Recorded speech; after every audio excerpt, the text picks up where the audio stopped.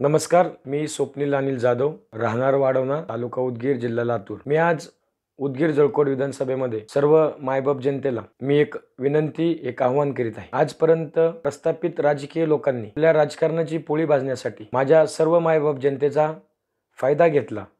तो फायदा इथनं पुढे घेऊ नये म्हणून हा एक छोटासा प्रयत्न, तुमचा एक मुलगा, तुमचा एक भाऊ म्हणून तुम्ही सर्वजण माझ्या पाठीशी थांबावे ही मी तुम्हाला विनंती करतो। आज उदगीर सारख्या ठिकाणी सूतगिरणी असेल, दूध डेअरी असेल, पूर्ण लोकांची बेरोजगारी असेल, आपल्या पिकाचा भाव असेल, या प्रत्येक गोष्टीला आजपर्यंत न्याय देण्याचं काम कुठल्याही प्रस्थापित राजकीय लोकांनी केलेलं नाही।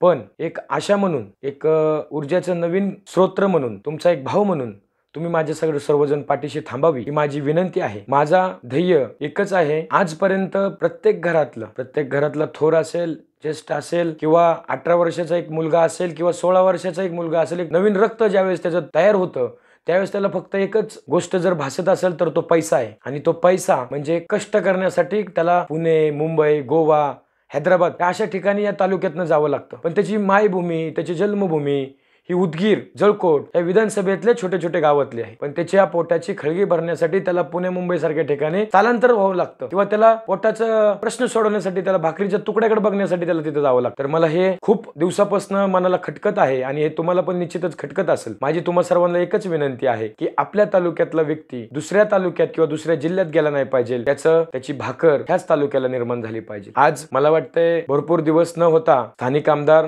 ते ज्या दिवशी आमदारांची शपथ घेतली त्याच वेळेस त्यांना मंत्रिपदाला स्थान मिळालं। स्थान मिळाल्यानंतर त्यांनी आतापर्यंत 4 वर्ष भरपूर असे कामं केलेत असे लोक सांगतात। पण त्यांनी रस्ते केले, त्यांनी हे केलेत, त्या रस्त्यावर धावण्यासाठी सायकल, मोटरसायकल हवी का नाही? त्या मोटरसायकलीला घेण्यासाठी माझ्या सामान्य जनतेकडे पैसे नाहीत, किंवा ती घेण्याची ऐपत नाहीये। तर ती घेण्याची ऐपत का नाहीये? तर ह्या तालुक्यात कुठल्याही प्रकारच्या कंपन्या नाहीत, कुठल्याही पिकाला भाव दिला जात नाही, कुठल्याही शेतकऱ्याला त्याचं नुकसान भरपाई मिळत नाही। का भेटत नाही? तर इथले पालकमंत्री नाहीत, इथले आमदार दुसऱ्या जिल्ह्याला पालकमंत्री दिले, त्यांचं लक्ष केंद्रित तिथं आहे। तर आपल्यासारख्या मोठा तालुका, भरपूर अशी लोकसंख्या, भरपूर असं जनसंपर्क असलेला हे सगळं क्षेत्र, इथं मला वाटतं आपल्या जिल्ह्याला कमीत कमी 6 मंत्री पद भूषवले गेले, त्याच्यातले 2 मुख्यमंत्री पद। स्वर्गीय विलासराव देशमुख असताना लातूर जिल्हा हा नावलौकिक होत होता, कालांतराने ते स्वर्गवासी झाले। त्याच्यानंतर ह्या जिल्ह्याला, ह्या तालुक्याला कीड लागल्यासारखं झालं। कुणीही यायचं, कुठेही आमदारकी लढवायची, कुठेही काही करायचं, कसं तरी आपलं मंत्रीपद भूषवायचं,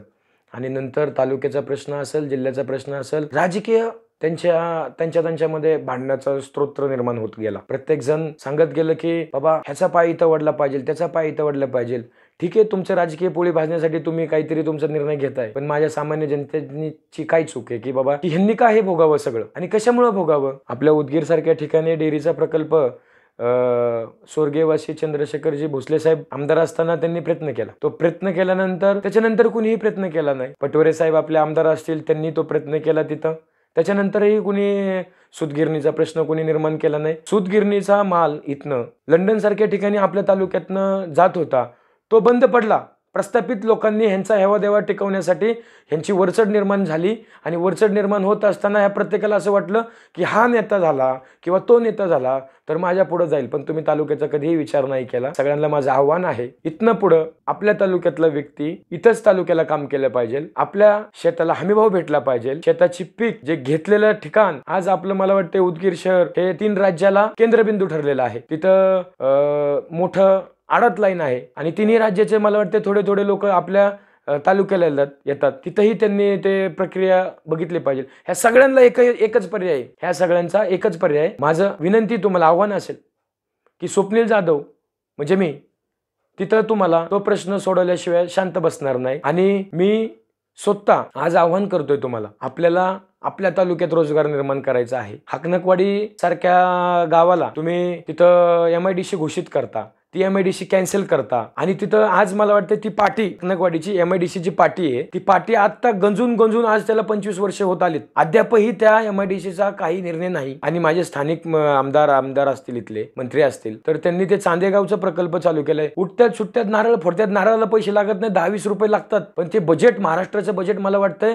अख्ख्या उदगीर तालुक्यालाच भेटलेलं आहे। पण उदगीर तालुक्यामध्ये विकास होतोय असं चर्चा चालू आहे। कृपया करून ह्याच्याकडे दुर्लक्ष करू नका। माझं तुम्हाला आव्हान आहे की ह्या नारळ फोडण्याच्या प्रक्रियेला तुम्ही जे आव्हान मी तुम्हाला देतोय, त्या नारळ फोडण्याच्या प्रक्रियेला कुठं एवढं बजेट येतंय का, की बाबा हे सगळं बजेट महाराष्ट्र राज्याचं सगळं बजेट तालुक्यालाच दिलंय का, याची पण शहानिशा झाली पाहिजे. 4 वर्ष झाले साहेब, आमच्या तालुक्याचा प्रत्येक नागरिक तुमच्याकडे आशेने बघत होता. आज 4 वर्षानंतर तुम्ही जो झपाटा लावलाय नारळ फोडण्याचा, कृपया करून त्याला योग्य ते न्याय द्या, हीच माझी तुम्हाला विनंती आहे.